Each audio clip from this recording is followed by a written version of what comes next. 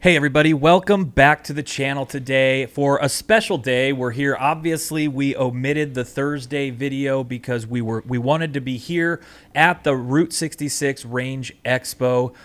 What a great event. They do it every single year, and they do it to benefit you. They do it to benefit me. They do it to benefit the Second Amendment community, as all the proceeds towards this event go towards Second Amendment litigation efforts. Definitely a huge thanks to Route 66 for hosting and having us here to do this. Obviously, we want to support as well. If you haven't heard of this event before, if you're in the Southern California area, I would highly encourage you. Hey, we're going to be streaming for about an hour. Throw us on your phone. Get in the car and head on down to Route 66. It's going to be a great event. It's all day today. It's all day tomorrow. I think it ends at 5 o'clock. So if you didn't already have plans, I would strongly encourage you come. It goes toward a great cause. They got the ammo deals. They got the expos here. You can try and shoot some of the new firearms that a lot of these manufacturers have, and it really ends up being an overall great event, fun for the family. So if you weren't already planning on it, I would strongly encourage you either today or tomorrow, come on down here and have some fun. But in saying that, I thought it would be a great idea to just kind of talk for about an hour. We have Matt Cabero here, who is an attorney for Michelle and Associates. He's also, you guys, he also kind of writes this book. So he's got a lot of knowledge. Of course, this is the gun laws book for California here. He's got a lot of knowledge, and he's going to be speaking for the event today at about I think it was 1:30. So we thought we could take about an hour and go over, kind of the state of the Second Amendment that we have here in California and the nation. But Matt, thank you very much for being with us today. I appreciate you coming on. Thanks for having me again. Yeah, absolutely. And I guess before we get into some of this minutia, we were talking about before we turned on the cameras here, just kind of what it's like for kind of this newer generation. I know that you've been doing this for a while. What they're experiencing in the Second Amendment community, and you got to imagine you got to start somewhere. So I'm sort of curious to hear what your experience is of coming up through law school. What exactly does it take to be a Second Amendment attorney here in the state of California under the Ninth Circuit, and what has the experience been for you thus far in your career? Yeah, that's an interesting question, and I was actually just thinking about that. And we were talking a little bit about this before. It's there's that point in your mind where you go, when did I really want to start doing this kind of thing? And I think first and foremost, the biggest point for me was I was in law school when the decision in Peruta came out, which was the decision that ultimately led to sort of the sea change, let's say, in California residents being able to obtain a CCW. That was the big thing for me. Yeah. And seeing that was the work of Michelle and Associates out of law school, I wanted to reach out to them and say, hey, this is something that's always interested me, and it always has. And I could point to one example in law school, and we were talking about this too. It's like there's that point where you go, it's like, at what point did you really start feeling like you were on a certain side of this issue? And that there's a very a distinct moment in time in my law school career where that happened, where it was shortly after the incident in Florida revolving around Trayvon Martin and George Zimmerman. And in response to that, my law school hosted a sort of like a self-defense, seminar, think tank for the students to sort of talk about, what were the issues in that situation, because it had garnered so much, media attention at the time, that kind of thing. And I distinctly remember that, we had this presentation that was being done by these professors at the school, one of whom was a criminal law professor.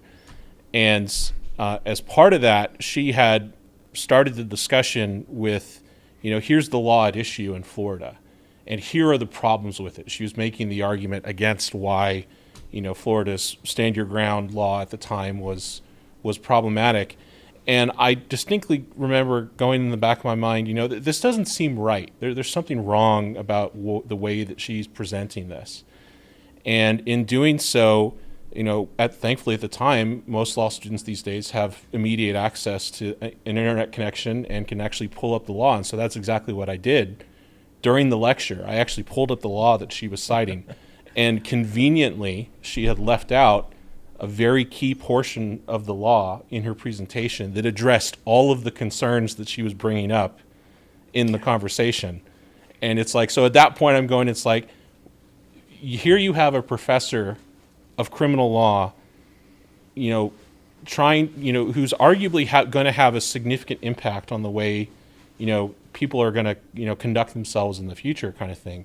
And they're purposely leaving out key provisions that actually address the issue at hand. And it's like, once you actually get the whole complete picture, it's like, it was an eye opener for me. It's like, at that point, I think I can go back and I go, it was now ingrained to me, thanks to her. Never trust what anyone tells you, and actually do the research yourself. And you might find, that there's actually something that really does make sense, especially when it comes to self-defense laws. Because if you think about it, the laws that we have date all the way back to common law England, in their origin. And it's like, for hundreds of years, this issue has been thought about rather extensively. And here we are, it's like all of a sudden, it's like now there's a problem. It's like, no, the problem is that the way you're presenting it is creating the problem. And I feel like we see a lot of that in the argumentation. The one that comes to my mind was when the anti-2A people came out and with the talking point of, firearms are the leading cause of death for children in California. The only problem is that they omitted a bunch of statistics. Drowning. That doesn't make firearms the leading cause. I guess that's kind of par for the course that you get as far as the way people want to argue when they have a political agenda. The unfortunate thing here is that that's happening in school. And again, this isn't new to anybody. We all understand the way that those institutions work, and thank goodness that we're aware of it now, because there are ways to fight back against that. But when that's your experience, I could totally see that kind of forming. But then you get into it. You start working with Michelle and Associates. You've been there for a number of years now. I've lost count. I think it's like 13 years now, probably, something like that. I'm sort of curious, as somebody who is not on the outside looking in, you're on the inside looking out. How exactly would you rate the optimism or pessimism for the Second Amendment in California and the United States as it is right now, with what you see through the litigation and the legislation?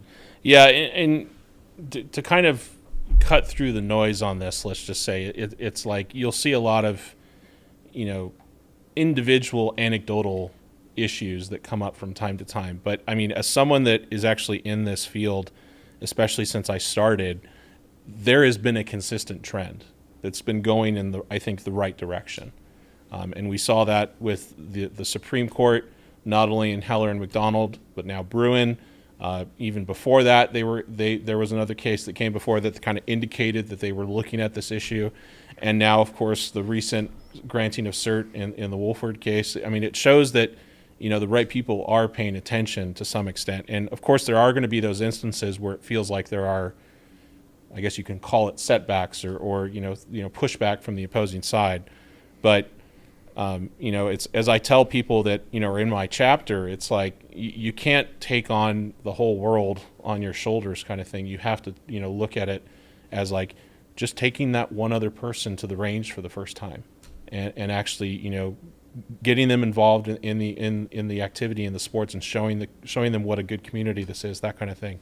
And the more people keep doing that, the more it's going to keep going in I think the right direction. And I'm seeing that more than anything else. Yeah, and I feel like I would probably agree with you as well. I haven't been in this this sphere as long as you have, but even since I've been here, when I really started was during Gunmageddon, when there was just outright chaos in the firearms community. So I guess anybody who starts at that time, you could visualize a trend going upwards since then. Yeah. However, There have just been some major strides that I've seen. Obviously, the Bruin decision was a huge stride forward for us as a country, where we are primarily hit with it here in California. You can make the same argument for Illinois as well as New York, but we are also over here kind of feeling the brunt of that as well. But I mean, even this year, we finally got a pro Second Amendment piece of legislation passed. I don't even know if I was alive the last time that happened. It's been so long. So seeing these things does definitely, when you take a step back, kind of show an upward trend with a lot more promise for the future. But guys, I mean, we're going to be going over some of these more prominent things in the Second Amendment community for the next hour. I did want to remind you, it really helps the channel. Please be sure to like, share, and subscribe. We are here live at the Route 66 Range Expo in San Bernardino. It's an awesome event. If you weren't already thinking about it, put us on your phone, get in the car, and come on down. It's a great day for the family. You get some deals on some ammo and try out some firearms that you otherwise might not be able to do. So please do that. We also got Sydney here. Yeah. By the way, guys, Sydney is not a service dog or anything like that. She just happens to be one of the coolest dogs in the world. So if you see her moving about, just know that she's hanging out with us here as well. But maybe we can start with Wolford, which you just mentioned there. And I think, Jacob, did we prepare a quote for Wolford? Because I wanted to go over this. Can you pull that up for a second?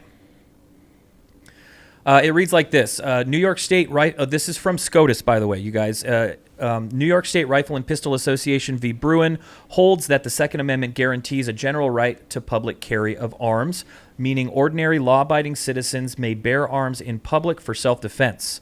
In this case, the Ninth Circuit sustained a Hawaii law that makes it a crime for a concealed carry permit holder to carry a handgun on private property unless it has been given express authorization to carry a firearm on the property by the owner, lessee, operator, or manager of the property. That holding is in acknowledged direct conflict with the Second Circuit's court in Antonic v. James, a decision that struck down an identical state law in the same procedural posture as this case. The questions presented here are: 1, whether the Ninth Circuit erred in holding in direct conflict with the Second Circuit, the Ninth Circuit erred in holding direct conflict with the Second Circuit that Hawaii may presumptively prohibit the carry of handguns by licensed concealed carry permit holders on private property open to the public unless the property owner affirmatively gives express permission to the handgun carrier, and 2, whether the Ninth Circuit erred in solely relying on post-Reconstruction era later laws in applying Bruin's text, history, and tradition test in direct conflict with the holdings in the 3rd, 5th, 8th, and 11th circuits. So guys, if you haven't seen any videos on this yet, basically the Supreme Court of the United States, right as they came back into session, decided, hey, we are going to take the Wolford case. Wolford was a case that came up through the Ninth Circuit Court of Appeals. It was actually heard at the same time as our May v. Bonta case. So these are cases on sensitive places. For us in California, you're talking about Senate Bill 2, but this was a huge backlash from these states within the Ninth Circuit when they came out with the Bruin decision. So essentially, you've gone full circle on the Bruin decision. But Matt, where I kind of wanted to bring you in, not necessarily with SCOTUS yet, but going back to the Ninth Circuit, they heard argumentation for Wolford the same time as they heard it for May. They did not get the same decision, though. And what I wanted to focus on was the vampire rule, which essentially is number 1 in this document here from SCOTUS. So the vampire rule is what, and why did they deem it not okay in California but okay for Hawaii?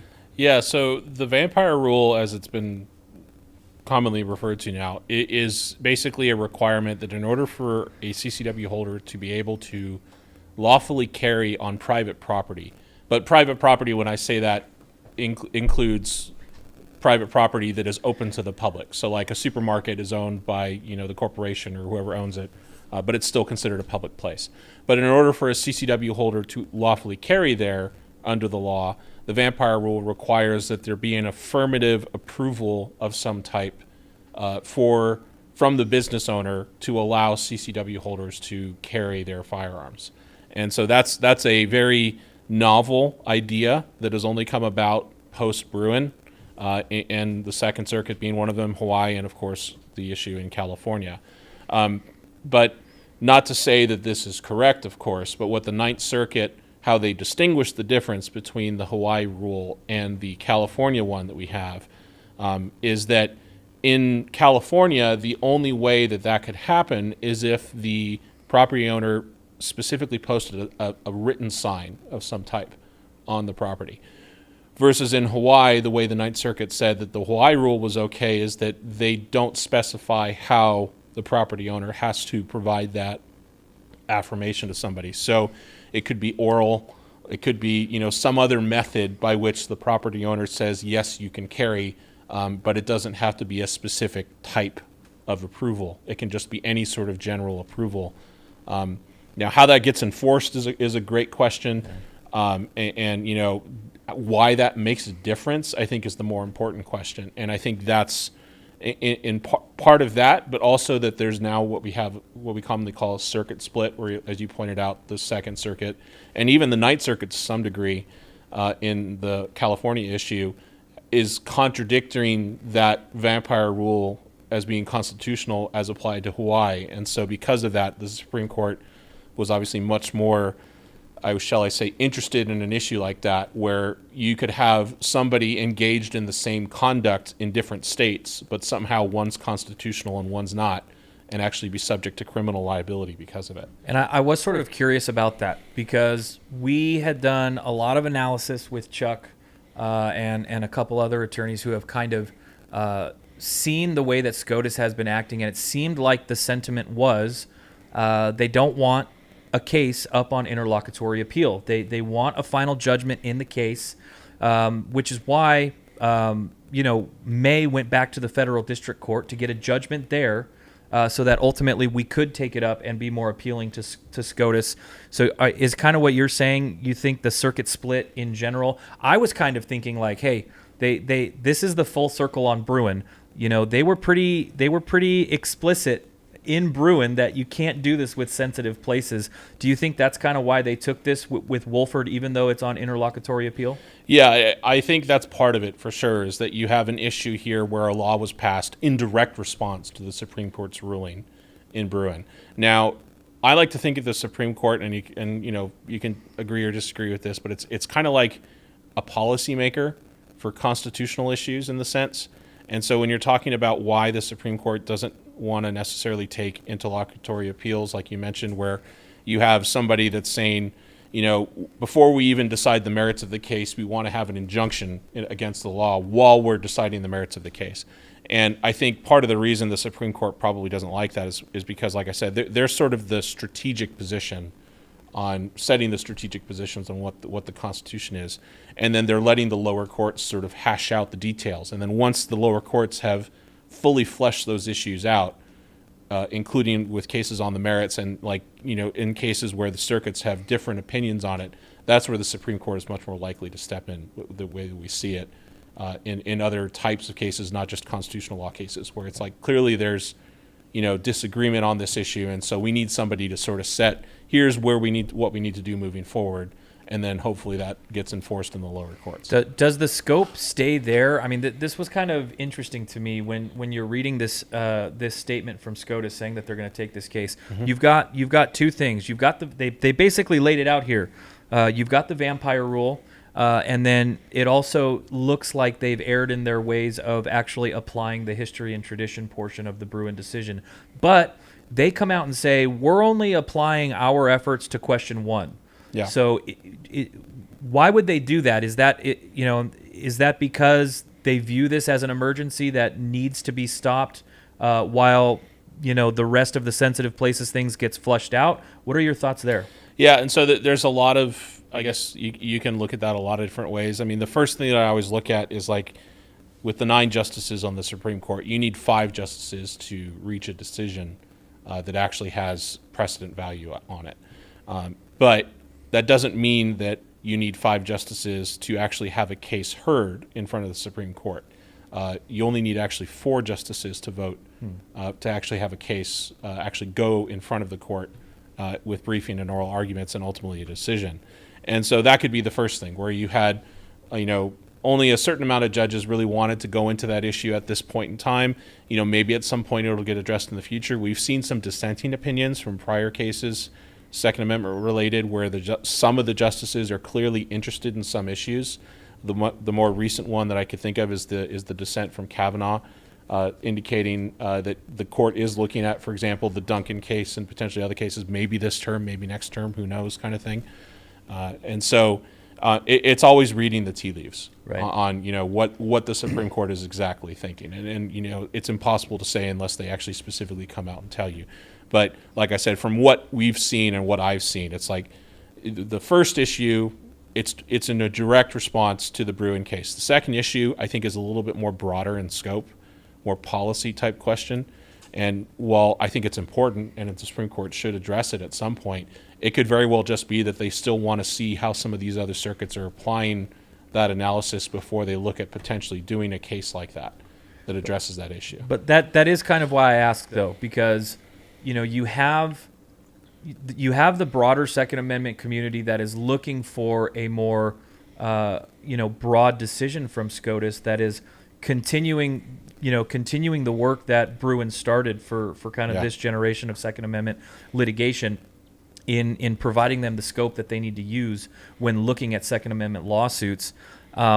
For a while here, ever since what were the two, Ocean State Tactical as well as those two lawsuits that they held for like a year, they ended up remanding those down, and I feel like ever since then, the kind of the consensus that I've heard is that Duncan was kind of going to be that case. A lot of people are expecting the Supreme Court ultimately to take Duncan and just kind of broaden what they're saying so that they can really direct the lower courts. Yep. With the scope this narrow with Wolford, does it still kind of make you feel like that would be the case, or will we be seeing something further out of it? I think that's a much tougher question to answer, because I think first and foremost, granted, we're talking about a Second Amendment issue, but as far as the Second Amendment is concerned, they're not necessarily directly related to one another outside of the just general principles. Mm-hmm. And so the question on whether or not the Supreme Court wants to take up a magazine case, an assault weapon issue or something like that, the states, as the state call them, modern sporting rifle case, something like that, that's it remains to be seen. But there's clearly a desire from some of the justices. And like I said, what needs to happen is you need to have at least 4 justices. And sometimes what we see is those 4 justices that really want to take a case aren't sure that they can get a 5th vote in their favor. And so that's why sometimes you'll see cases that, they should, take, maybe at the same time, the way some of the members of the Supreme Court are thinking is they want to make sure before they take a case that it's going to go in a way that it should go. And so that could be another analysis strategy going into their decision. It's always hard to tell, but because there are some justices that have indicated they're pro 2A, but maybe not to the extent that the other justices want them to be, and so that could always be a factor. So you do have to be a little bit tactical about it, because at the end of the day, you do need the votes to actually bring the opinion that you want. And I know that Justice Thomas, God bless him, wants this done yesterday, and he made that clear to Justice Kavanaugh in his last dissent. But let's talk about that one. You've got Duncan v. Bonta. For those who may have not been on this almost decade-long journey with us, can you go ahead and just give me a quick review on what Duncan is, what the challenge is, and what the path through the court system has been like? Yeah, so that's been a quagmire of litigation history, to say the least. I mean, so initially, of course, the lawsuit was filed in response to Gunmageddon, as you had mentioned earlier. Provision of that being the magazine possession ban, which Newsom, through his proposition as well as a Senate bill, enacted. Thankfully, we had Judge Benitez, St. Benitez, issue a decision that enjoined enforcement of that provision, but also resulted in what we now know as Freedom Week, where there was a period in time where the entire law was enjoined, and so everyone that was able to purchase for the first time in decades, standard capacity magazines that are commonplace in almost every other part of the country, And of course, since then, it hasn't made any impact on, public safety issues, things like that.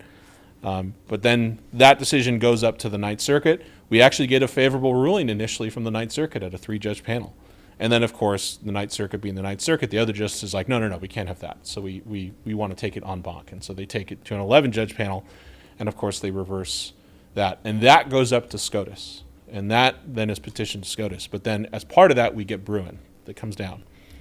Just really quick, at that point, is that an interlocutory appeal or is there a judgment in the case? So I'd have to go back and check. I think that was it was 2 parts to that. So we did actually get a ruling on the merits at some point, but part of it was the interlocutory appeal. Got yes.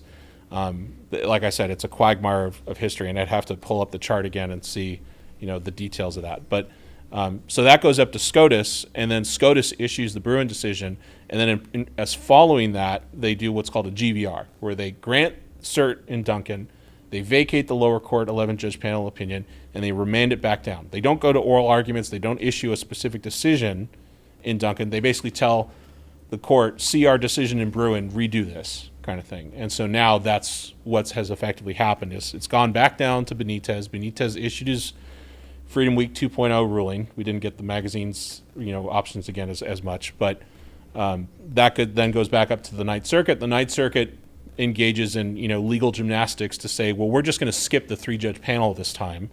We're going to go straight to the 11-judge panel, which is another interesting step that they took. But they're trying to do that so they can make sure that the same 11 judges that were on the original 11-judge panel are also issuing a ruling in that regard. I feel like that was actually like the proper emergence of Judge Van Dyke in the Ninth Circuit. Judge Van Dyke was on that panel very sincerely protesting the way that they were doing that. And I remember reporting on it, just kind of thinking about how unprecedented this is, the way that they're doing this just to ensure that they could get that decision that they wanted out of the Ninth Circuit en banc panel. Yep. And so now that decision from the Ninth Circuit has been petitioned to the Supreme Court. And we'll wait and see what happens with the Supreme Court on this now that it's fully back up in front of them. So it's like, at this point, it is a decision on the merits. The important thing, and I keep reminding people, it's like the injunction from Benitez is still in place. And so if you have magazines that you lawfully purchased, you can still continue to possess them. You can still continue to use them. There are many things that have to happen before, that gets, overturned or struck down if we're not granted cert and, we're left with the 11-judge panel. So it's not, the sky isn't falling, so to speak. You don't have to worry about your magazines as long as you're not selling or transferring them, kind of thing. It's fine to continue to use and possess them for the time. So you're talking about a law that's created in 2016, comes into effect 2017. We get an injunction on it. Freedom Week comes in 2019. But having said all of that, it goes all the way up to SCOTUS, then all the way back down, and then back up on the second ride again. Yep. Realistically, the exact same pathing. You get the good decision out of the federal district court. They knew that they were going to get a good decision out of the Ninth Circuit, right? Which is why they wanted to take it straight to the Ninth Circuit en banc panel, which there, of course, they rule against us, which is why we appeal it to SCOTUS. So I guess 3 parts to this for me. I'm curious what your thoughts are as far as the potential that they take the case and that they take it soon. I'm curious what your thoughts are on that. What happens exactly if they do take it and rule in our favor for Californians? Is it, and the reason why I'm asking this is, aside from Freedom Week, it really does kind of have its highs and lows when you get a good decision, but you can't necessarily purchase magazines after that because they slap a stay on that decision. They appeal it up to the next one. So once it's up to SCOTUS, you would think it's done.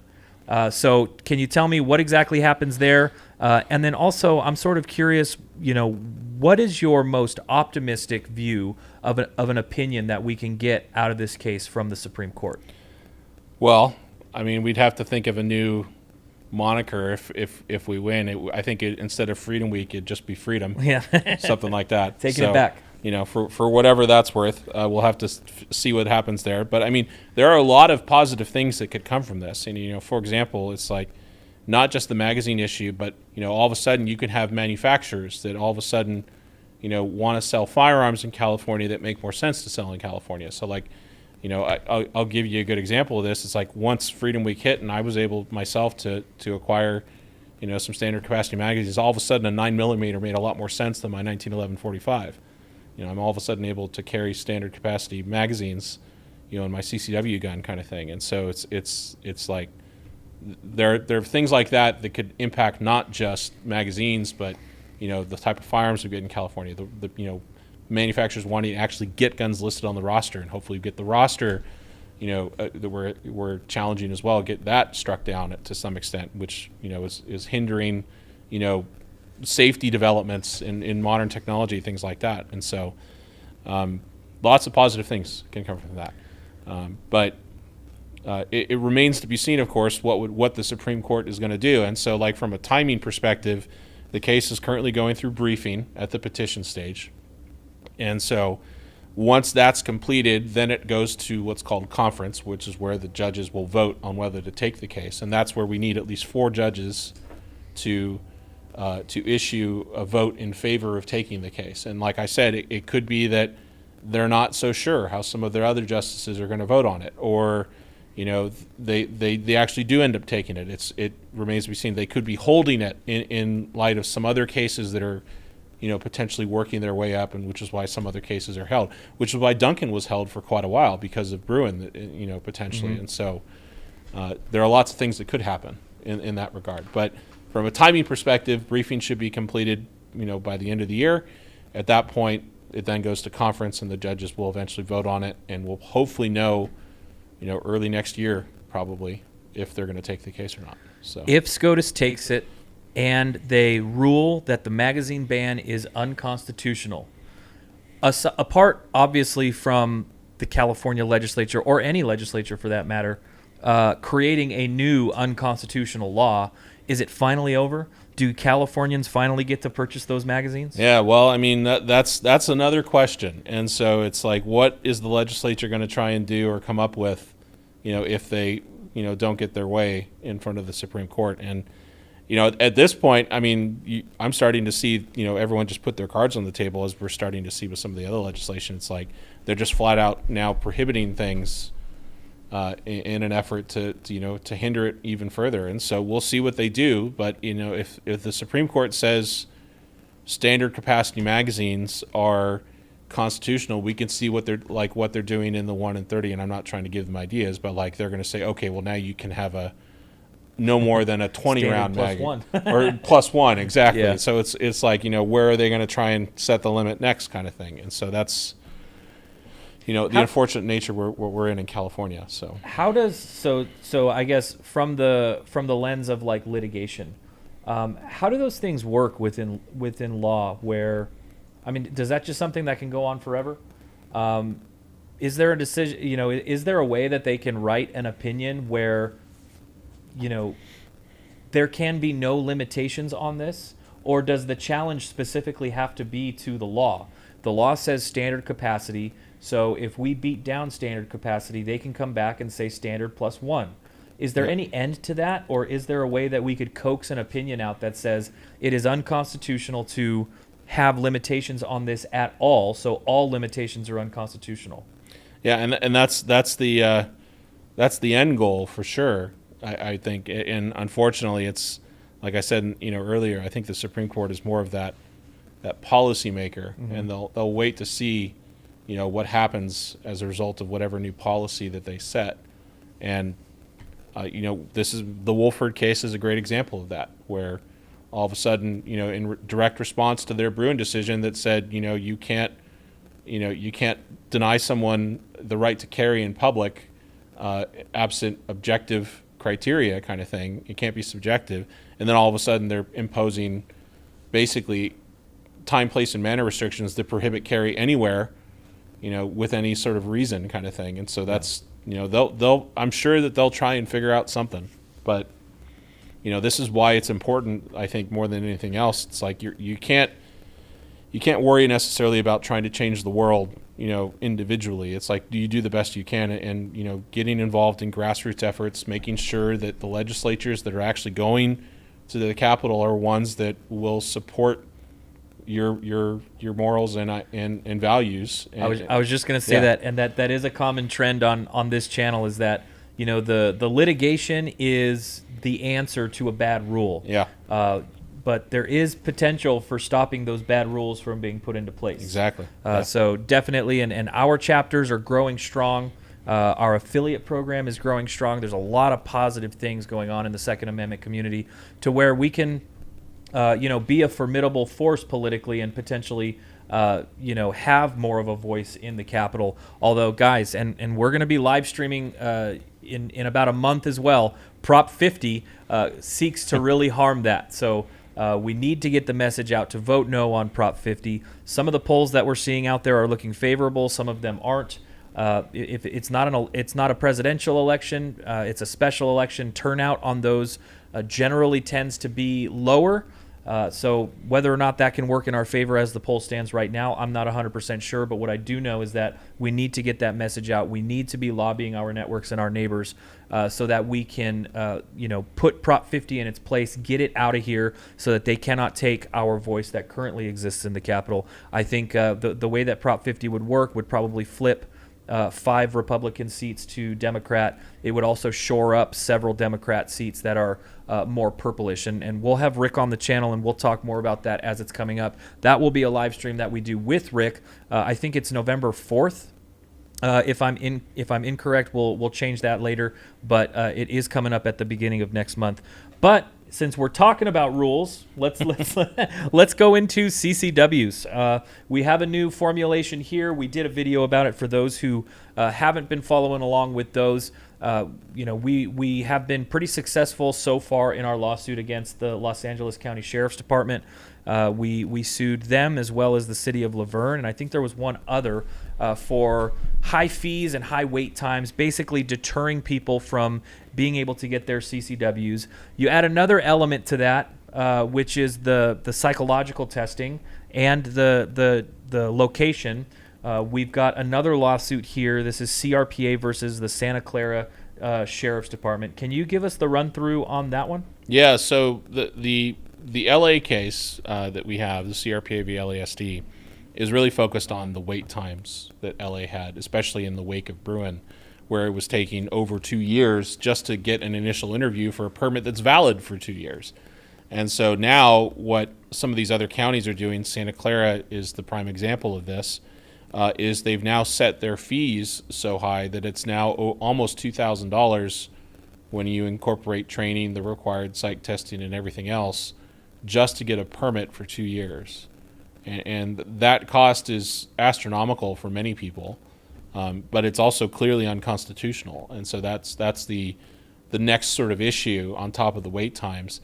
And so we already kind of have this general sort of favorability going into this, that you can't charge exorbitant fees for the exercise of a constitutional right. But this is where it starts to get into the details a little bit. And so it's like in the law itself, what the law requires under Senate Bill 2 that was enacted following Bruin in California is that agencies have to charge their actual processing costs as part of issuing a CCW. The problem is, and Santa Clara is a great example of this, is they went to the Board of Supervisors and said, we just want to charge this. And there was no evidence, there was no indication that they'd done any sort of cost analysis or any indication whatsoever that it actually costs them this much to process a CCW application, especially when a lot of it is outsourced. The training isn't done through Santa Clara. The psychological testing is not done through Santa Clara. It's done through a certified psychologist that they use, and the payment goes directly to the psychologist. So what exactly are you paying for when you apply to Santa Clara for a CCW? That's the question. And there's no sort of analysis that was done by the Santa Clara County Sheriff's Office as to far as how much that actually cost them to do that. And so that's the problem. So they just picked this number out of a hat, basically, and they said, this is what we're going to charge for it. And clearly it's not just that's what it actually is. It's going to cost them. It's, we just want to set this high because we don't want people applying for CCWs. We want to discourage people from actually exercising their constitutional right. And that's obviously what that is. And then in addition to that, sort of we were talking about it initially, and then we got into a little bit more detail, and we looked at the psychological testing requirement. And this challenge to the psych test is a little bit unique in the sense that it doesn't necessarily challenge the psychological testing language of the penal code itself. What it's actually challenging is the application of that by the Santa Clara County Sheriff's Office. And so specifically, the issue with Santa Clara is that they're just saying everybody has to get a psychological test. It's like, well, wait a minute. Why? Like, why do I need to actually go through a psychological test in order to actually exercise a constitutional right? And so it's like, if you have the psychologist that comes back and says, you're a danger to yourself or others, and therefore you should be prohibited, it's like, well, why am I able to buy a gun in the first place if that's the case? It's like, it doesn't make sense. And so the fact that they're actually applying it not just to everybody, but the law sort of basically allows them to do that is part of the issue. But in reality, like I said, the challenge here is, the agency saying, we don't care what the circumstances are, you have to get a psychological test, and that's what's clearly unconstitutional. And the psychological test in and of itself, like I said, is problematic, and we'll be looking at that at some point in the future. But just in its application, we want to make it so it's like, look, we're not trying to necessarily challenge the law itself. We're just saying your policy of doing that is what's problematic, and you need to fix that. That's what that challenge is. So Okay, I don't want people to get the wrong impression. LA County, Santa Clara County, there's a couple others. These are outliers. When it comes to CCWs, the firearms community has had overwhelming support from the mass majority of sheriff departments across the state. We consistently work with them. I know Joe Pinder up there in Solano and the program that he and Sheriff Farrar got going on has been great for the community. So shout out to Joe Pinder, you guys. He has done wonders for the Second Amendment community, making the efficacy of the way these departments work and educating them to process these things faster and better, getting them on new technology has been great. But there are the outliers, and LA County is one of them. Santa Clara is another. There are a couple others. I am sort of curious, though. It's kind of easy for us to think about the way that CCWs are processed as a statewide thing, because in a lot of contexts, especially when it comes to legislation, that's how we think about it. Yet we're kind of stuck here having to sue individual sheriff's departments. Yep. So can you kind of wave this fog away for me? Is there a collective aspect here, or does this have to be done individually? So I think as far as the counties are concerned, I think it's a much better system if the applications get processed at the county level. And the flat out, honest to God reason for that is, can you imagine if all these applications also now had to be processed just through the Department of Justice, which takes 14 plus months just to issue you a report of what firearms you own, like give you a printout kind of thing. So you could imagine the backlog and delays of, trying to get a CCW through the DOJ if it was managed by the state versus the individual counties, the system that we now have. And so I think that's the much better solution, on top of the fact that it's, it's your local sheriff. I mean, that's somebody that you should have at least much more, contact with per se than you would with somebody in Sacramento that's not going to even know who you are, that kind of thing. So I can definitely agree with that. And if I'm sounding like I want my cake and I want to eat it too, maybe that's sort of the sentiment that's coming from here. Yeah. But I guess the way that I look at it is I would hope that there would be a way that a decision from a federal court on something like wait times would be able to be taken from LA County and be applicable to Santa Clara County without having to file another lawsuit. Can you describe how that works a little bit? Yeah, so that is something that, like for example, we're seeing as a result of the lawsuit in LASD challenging the wait times. Part of that included a challenge to non-residents not being able to actually carry. And as a result of that lawsuit, there is now a provision that was recently enacted that makes it statewide now, as far as these issuing counties now have to follow a state-mandated process on how to process CCWs from out of state. And so that does very much indeed have an impact, even though we're challenging a specific county, on all the other 58 counties in California as far as, what results we'll get from an individual case will still definitely have impacts statewide.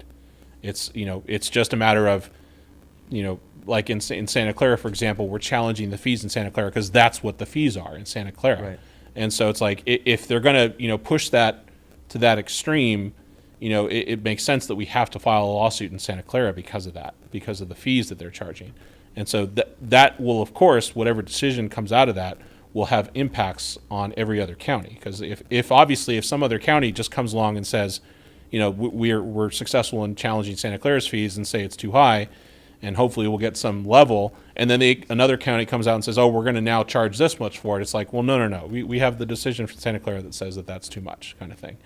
And so there is, autonomy within each county, Yeah. which a lot of reasons to want that, for sure, but it also applies to the ones that act negatively. So Yeah. the lawsuits kind of need to act on an individual basis as well, even though you could create precedent in one that could apply to the other. Yeah. And guys, for those of you who maybe have just joined us, we are here at Route 66 Range Expo. It's a great event. If you haven't seen the promotions for it, it's a 2-day event. It's going on today and tomorrow, and the benefits of this event go towards Second Amendment litigation efforts for you. So if you don't have any plans today or tomorrow, check it out. Come on down. It's a great family environment. We are here with Matt Cabero, who is an attorney at Michelle and Associates. He writes the gosh darn book on firearms laws here in the state, and thank you very much for doing that, by the way. Yeah. It helps educate a lot of people, and we're kind of just going over the state of the Second Amendment, some of these news stories that are seemingly shaping how 2026 is going to be and how 2025 has been. And on that note, maybe we move from state to federal. Jacob, I think I prepared this one for you too. Could you go ahead and pull this up? We have the Federal Department of Justice joining in this effort to sue the LA County Sheriff's Department. And it reads like this, you guys. The Civil Rights Division today filed lawsuit against Los Angeles County Sheriff's Department due to their pattern or practice of infringing on Second Amendment rights with law-abiding citizens seeking concealed carry weapons permits. The lawsuit is the first affirmative lawsuit in support of gun owners filed by the U.S. Department of Justice. On March 27, 2025, the division initiated a first-of-its-kind Second Amendment investigation due to numerous complaints of unreasonable delays in CCW permitting decisions by the Los Angeles County Sheriff's Department. After analysis of data and documents spanning over 8,000 CCW permit applications, the division today filed suit seeking relief on behalf of law-abiding applicants.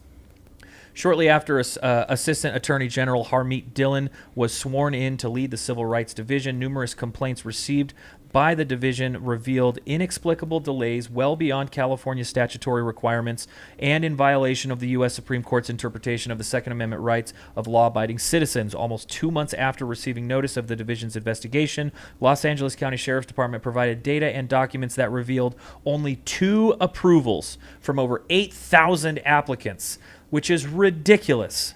There is no way that many people should not be getting CCWs when applying. And that the Sheriff's Department set out interviews to approve license as far as 2 years after receiving completed applications. The lawsuit is filed within the Federal Central District of California. So can you give us a little bit of background on this? And I'm not necessarily talking about background on the case itself. We can talk about this as well. There has been a concerted effort by the president's administration and the federal DOJ to start swooping in. This happened all the way back in March at the beginning of the year. What is it that the lawsuit that we have, has that aided in this effort? How is it that the DOJ decides, all right, guys, hey, we are going to sue here in Los Angeles when we already have a case against it? Yeah, and I think the LASD lawsuit that CRPA filed called a lot of attention to this issue, and that's what brought this to the attention of the current administration, and that's why they're also now pursuing their own case against the Sheriff's Department because of it. And so it's nice to see our tax dollars being used to support for once the Second Amendment for once, as opposed to the other way around. So I think it's definitely a step in the right direction for sure. So Well, they're not dumb, right? They see a case, and we've reported on this. Our case has been largely successful. I know it's still being litigated. Why do they challenge on some of these things that we're already challenging on? Is there something that they can bring, as far as the federal Department of Justice, that we can't necessarily obtain the way that we file lawsuits? And I'm also curious, I don't know if you've seen the developments. There have already been oral arguments on this. But what kind of weight does the federal Department of Justice bring to the courtroom on something like this? Yeah, it's I was thinking about this. It's kind of almost like, you picture that, little kid in school. He's getting bullied by, some kid that's bigger and stronger than him, and then all of a sudden the kid's, smoking alcoholic uncle shows up, and driving the Camaro, and then just steps in and that kind of thing. That's kind of how it feels, so to speak. Where it's like all of a sudden now it's like they're having to deal with somebody that's the bigger fish for the first time. And so that's really the type of weight that this brings. It's like it's not just limited here to LA County per se, because this could be a warning sign to a lot of other jurisdictions that are playing games like this, as far as having these kinds of delays and things like that, and these fees and to show that they're paying attention. And so I think that's definitely a step in the right direction. And we've been very fortunate to have very productive calls with the current administration, their attorneys within the Justice Department, and they've been extremely interested in these types of issues, which is very refreshing to see. Yeah, definitely is, and definitely good to see that. So you're not necessarily considering these resources not well spent. This is not just are they going to win an easy argument. 2 approvals in 8,000 applications. Give me a break. But what you're saying is this is going to send a clear message to others so that they can maybe get their stuff in line before they become the target of the federal DOJ. That's what I would hope. Yeah, exactly. Which makes sense. And let's kind of talk about where all this started. I know that I already kind of mentioned it. Jacob, could you pull this one up? This is on the firearms rights restoration that President Trump came out with in an executive order all the way back in February.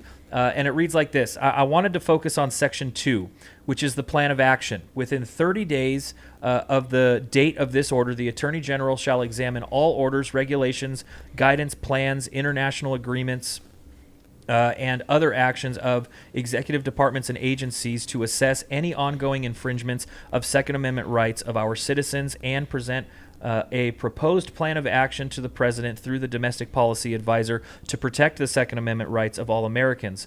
B, in developing such proposed plan of actions, the Attorney General shall review at minimum 1, all presidential and agencies' actions from January 2021 through January 2025, which is the scope, that purport to promote safety but may have impinged on the Second Amendment rights of law-abiding citizens. 2, rules promulgated by the Department of Justice, including by the Bureau of Alcohol, Tobacco, Firearms, and Explosives from January 2021 through January 2025, pertaining to firearms and or federal firearms licensees. 3, agencies' plans, orders, and actions regarding the so-called enhanced regulatory enforcement policy pertaining to firearms and or federal firearms licenses. 4, reports and related documents issued by the White House Office of Gun Violence Prevention. And 5, the positions taken by the United States in any and all ongoing potential litigation that affects or could affect the ability for Americans to exercise their Second Amendment rights. So the reason why I bring this up, and this was, I remember reading this and just getting so excited. It's like, holy smokes. We've had pro-Second Amendment administrations come through the White House in the past. I haven't really ever seen something this in-depth. It was like, President Trump was identifying, holy smokes, they're really trying to take this out. I'm sure that he was looking at California. I'm sure that he was looking at New York, and I'm sure that he was looking at Illinois. And he's finally saying that he's going to do something about it. We just kind of went through the lawsuit that they filed against the LA County Sheriff's Department. It is refreshing, but that's not the only thing that they've done. They've put amicus briefs out on other cases, and I'm kind of curious what your perspective is, somebody who's looking at Second Amendment litigation all over the country all the time. Is this a promise that is now being delivered on, and how do you see or how do you view the way that the delivery has been, if that's the way you consider it? Yeah, so I think the administration has done a great job as far as bringing this issue not only to the forefront, but also taking steps to ensure and protect Second Amendment rights of people in general.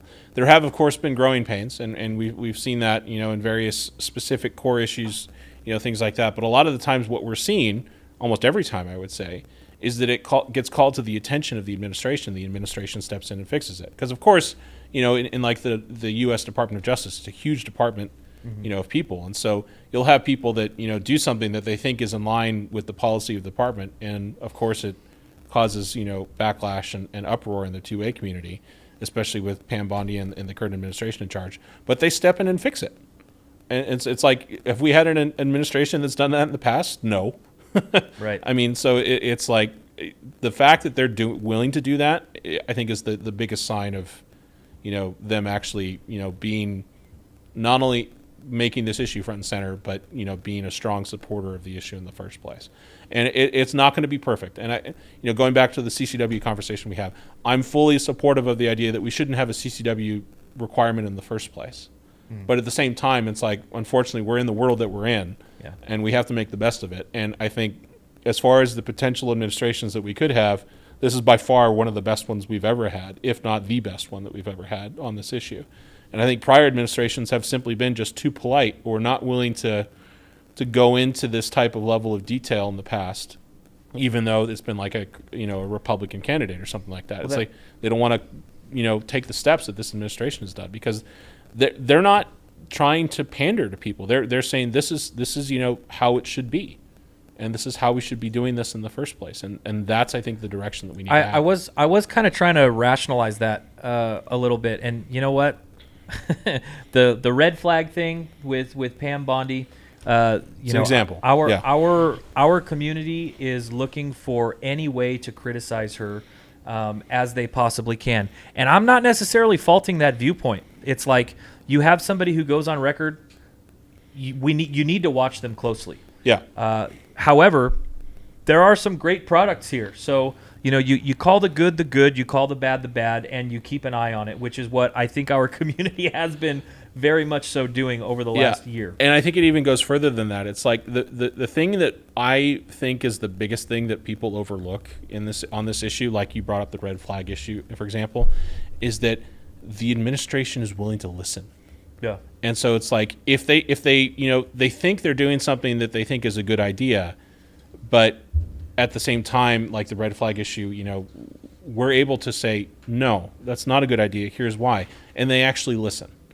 And so I think that's the biggest thing that a lot of people don't realize. It's like having that ability to actually have the conversation and actually work with somebody that's willing to hear and understand the issue, as opposed to what we've been dealing with in the past with other administrations, not just Republican ones, is that, having that ability to have that dialogue in the first place is a huge difference. Well, I know we see a huge issue with that as far as our system is just here in California. I've heard from a few different sources that the governor meeting with the Sheriff's Association used to be a routine thing. Gavin Newsom has not been meeting with the sheriffs in California. Obviously, there are a lot more than CCWs that go on with the Sheriff's Department, and he is not meeting with them on any of these issues. Kind of hard when he's trying to defund them at the same time. Right, so. But that is a huge issue, and that also brings a lot of validity to the argument that it's really good when there's actually communication. Yeah. But something else that I was trying to rationalize is, why is this the first lawsuit? I guess you kind of alluded to your thoughts on this, but the way that I was thinking about it was, has it finally gotten bad enough to where something needs to be done, or is the Trump administration, in your opinion, just kind of going above and beyond what all the other administrations have done? Well, they're already definitely going above and beyond what prior administrations have done, I think, absolutely on this issue. That being said, we're only, not even into the first year yet. Yeah. So it's like there's a lot of things that are happening. And I could say, without a doubt, there are a lot of things that are being worked on still. Because imagine, coming into a situation, like what we've had the past 20 years or so, and trying to undo all of that. I mean, there's a lot of work that needs to get done. And so that's really, like I said in the beginning of all of this, it's like you can't just, necessarily take on everything all at once. Unfortunately, it has to be, taken step by step in a lot of cases. And at the very least, this is the correct way it should be going. This is the trend is what's important here.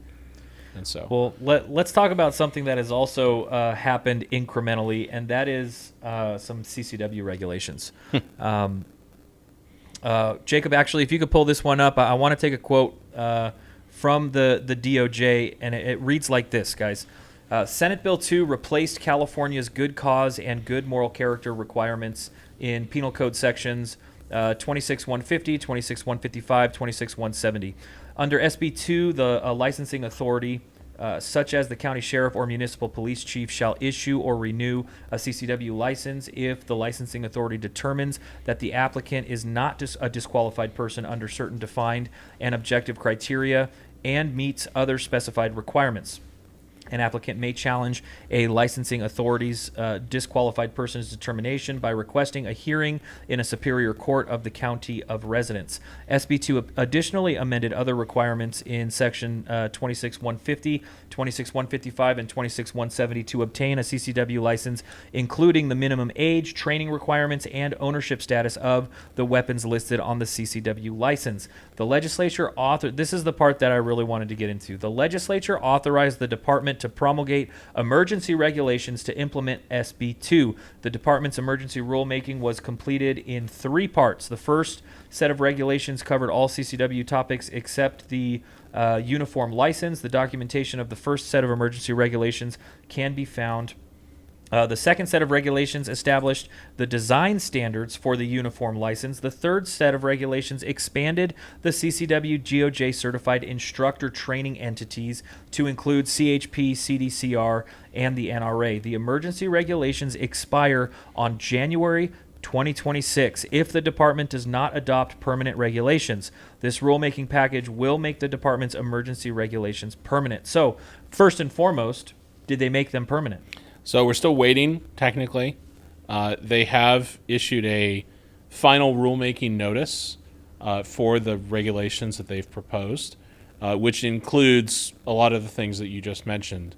And so the way it works in California is in order for a department to adopt regulations, they typically have to go through the rulemaking process.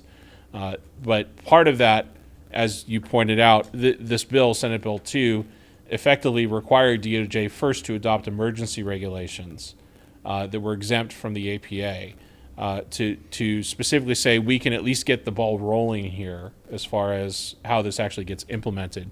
And then they still ultimately, though, have to go through a formal rulemaking process where the public has an opportunity to comment on the proposal. And so that's exactly what's happened here, is that they've introduced a formal final proposal implementing the emergency regulations that included a public comment period. DOJ received some public comments, and they actually made some changes to those regulations, one of which, for example, was allowing CRPA to now be an authorized training provider.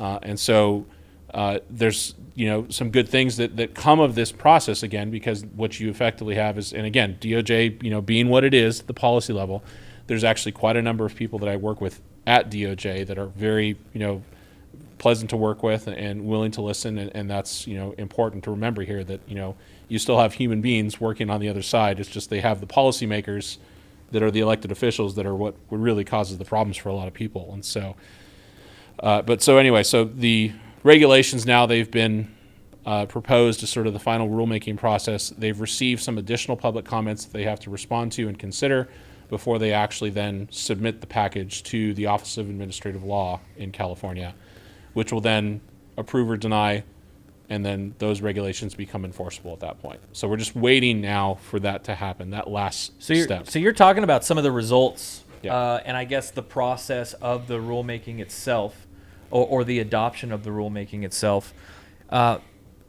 This has been a huge deal with these emergency regulations and Senate Bill 2 in general within the firearms training community. For those who haven't necessarily been following along, or those not in that space, can you just sort of talk about what a detriment the effects of Senate Bill 2 had on the training community and how Yeah. it's now trying to be fixed? Yeah, so initially when they first proposed the emergency rulemaking, they did not include anybody that was outside of law enforcement to actually be able to provide the required training to then be able to obtain a CCW. So all of a sudden, the amount of people that could actually provide the required training under the law shrunk dramatically as far as who could actually get approved. And so thankfully, DOJ realized, I think a lot of it was actually the sheriffs that stepped up and said, hey, you guys don't know what you're doing with this, because if you're closing this off, this is going to be a nightmare for people to actually get the required training. And so thankfully, in addition, like you mentioned, Joe Pinder and the California State Sheriff's Association sort of really stepped in and stepped up there and said, hey, you need to allow instructors that are, have some, autonomy as far as being a civilian private instructor to be able to provide this required training. And so they amended their regulations to allow for that. And so that has gone one step further now, because we've also worked with the DOJ to get CRPA listed. And if you think about it, a lot of these training entities provide these certifications to people, but they're providing certifications that aren't specific to California. And so in the sense that CRPA will now actually be able to offer a training program and curriculum that's dedicated to California and California gun owners. And in addition to that, specifically the laws, for example, and what California requires, things like that, that will help, people that are actually going through those training that's provided by instructors that are certified through the CRPA.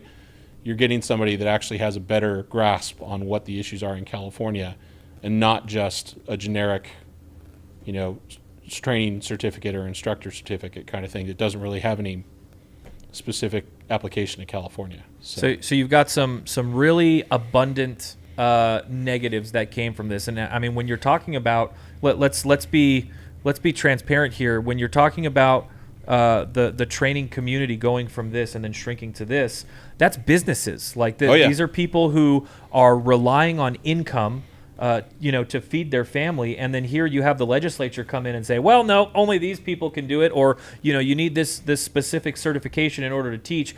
Everybody is just kind of left with their thumb up their rear, saying, okay, well, I don't have that, so now what? I need to go through this process of getting it, which is completely backed up, or doesn't this path doesn't exist for me at all. Yeah. But then, I guess I'm curious. Then you go through a couple of comment periods. I know that we were definitely sending people through to put comments in there and to advocate. What has the role been of the Second Amendment community, or not necessarily what has the role been, because the role is to advocate. How effective was the advocacy going through this process? I think it was the training providers is the great example of that, where you had a very loud, distinguished group of people coming up and saying, this is wrong, you need to fix this. And DOJ, to their credit, they fixed it.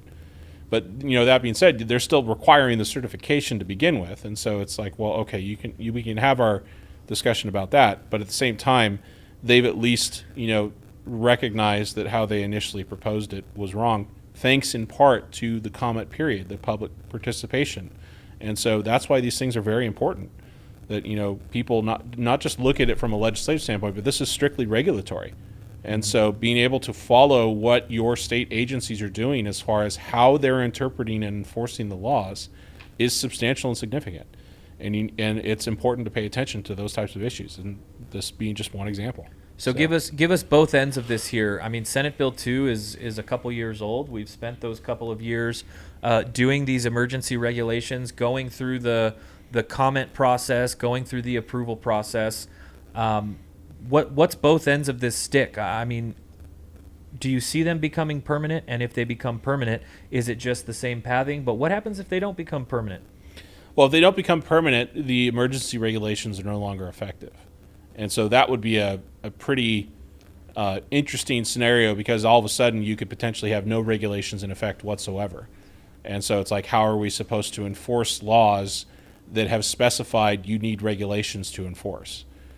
So I don't see that happening, though. In this case, I think the regulations have been sort of hashed out enough where they're going to, what we see now in the current final rulemaking and proposal is likely going to be what we see get enacted, or at least something very substantially similar, unless there's some other small or minor modifications that DOJ makes. But I don't see any major significant changes at this point, because it's already been through one round and now it's going through the second round. And so whatever changes they've made, they've likely made at this point. It's unlikely they'll make any further changes unless there's some like weird technical thing as far as the background, how things get processed between the sheriffs and the DOJ, and the sheriffs have to do it some way and the DOJ needs to receive it some way and something like that. There's lots of technical stuff that comes into that, but nonetheless I don't expect there to be anything really I'm sure substantial or significant. I'm sure once that becomes official, we'll have to be talking with you again to see exactly what the case is there. Speaking of things becoming official, I guess this is the last thing we can touch on today is a little bit of legislation. Guys, we'll follow up with a video on this specifically for each one of these bills, but it looks like Gavin Newsom may have done some signing yesterday. I'm talking about Assembly Bill 1078 as well as 1172. Is that the Glock ban bill? Yeah. So do you want to go ahead and talk about what it means for those bills to be signed and what it looks like moving forward with those? Yeah. So there's 1078. You mentioned first. I think there's two sort of key aspects of that. Some good, some bad. So the first aspect of 1078 is it's basically implementing at a statutory level the CRPA v. LASD lawsuit as applied to non-residents. And so what this is doing is it's now going to be in the statute itself that says California's sheriff's issuing authorities must allow for non-residents, and here's how they do it, kind of thing. And so that's the first thing. And it's almost exactly verbatim of the court order that we got in that case. So great example of suing a sheriff at a county level now having a statewide implication because of that, because California recognized that it needs to at least have that. And so thanks to that, we now have that. But the downside to 1078, of course, is the other issue, which is the legislature doing what I was talking about before, where we were sort of alluding to, where it's like you get a favorable decision. In this case, it was the Nguyen v. Bonta ruling, which found California's 1 per month law unconstitutional. And so what the legislature does is they come back and say, okay, we'll now make it three per month rule, because it's like, how far can we push this envelope kind of thing. And so they just came back and said, well, it's not the same law. The lawsuit in Nguyen v. Bonta only dealt with a different law, but even though it's the same issue, we're just making it a little less, onerous, so to speak. And so I'd expect there's going to be another lawsuit on this at some point in the future, and someone will get challenged. We'll see where that goes. But what a way to do it! You literally have a lawsuit that creates some good things in legislation. How are you supposed to advocate for or against this? Yeah. The only option really is to advocate against it and have them formulate a new law that doesn't include so much stuff in it. This is the reason why we hate omnibus bills in the first place. Is you can really demonize somebody either way. It's like, why don't you stick to one specific issue and not throw in something that's anti-Second Amendment? Throw that in with something that is working toward a better goal. But ultimately, and I mean they even got super specific with the 1 in 30, which I certainly did not appreciate. Which was basically, they were saying in that bill, we recognize the Nguyen v. Bonta case is happening right now. We're going to set this at 3 guns per month.